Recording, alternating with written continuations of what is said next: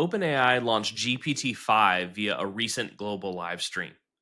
Lots of comments, lots of feedback. You can find all of it online. But for me, one of the key moments was actually something that I don't think is getting as much discussion and traction as it probably should. And it's this call out that OpenAI used too much vibe graphing or committed a chart crime. Now, if you don't know what I'm talking about, you can go watch the presentation and see what the PowerPoint slides said and what was presented and the differences between the two. And where I would start is by saying, haven't most of us missed something or made some error in a presentation slide at some point in our career? Now, maybe not at OpenAI launch event in front of millions level, but we have because we're humans and we make mistakes. Now, keep in mind that the AI, who is not human and also makes mistakes, didn't catch it in its review either. Okay, or did it and it hit it, and yeah, it's a whole different conversation.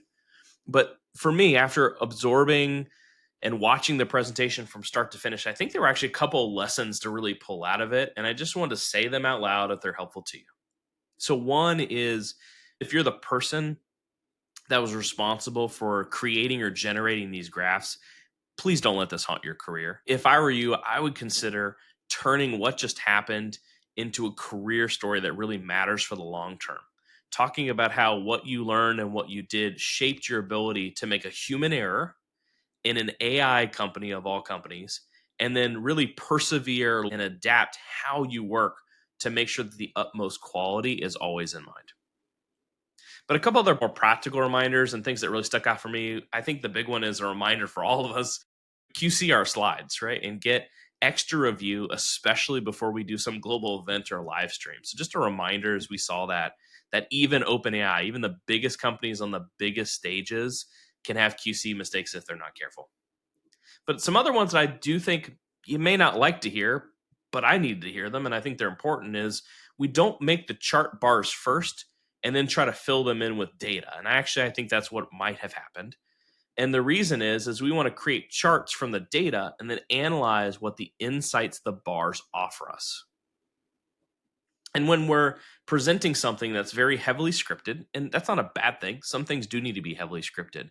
But when we're practicing and walking through it, we typically aren't looking at the graphic, we're not pointing at it, we're not explaining what each of the bars is saying, and we don't get to that level of presentation.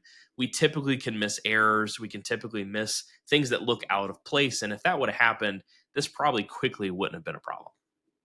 And then last but not least, if you heard these words, vibe graphing and chart crime, you have to add those to your business vocabulary. I think that those are fantastic words and they're definitely going to get used by me again. So just like you did, I received a few messages saying, hey, Reites, what did you think about this presentation? What's your feedback? Is this good? Is this bad? Is it hype? Is it not? I'm going to save that for later because overall, I actually think I watched a very different presentation than a lot of others in my LinkedIn feed. I think some people, frankly, didn't watch the live stream or watched it and sort of took the take home messages away and then posted about it. Obviously, a lot of people didn't watch it at all, used ChatGPT to write a summary and posted that. So I'm running behind on all those things.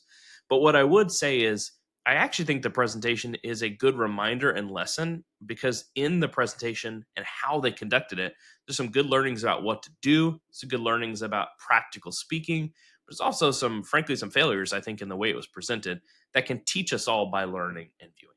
So I hope this was helpful to you. Thanks so much.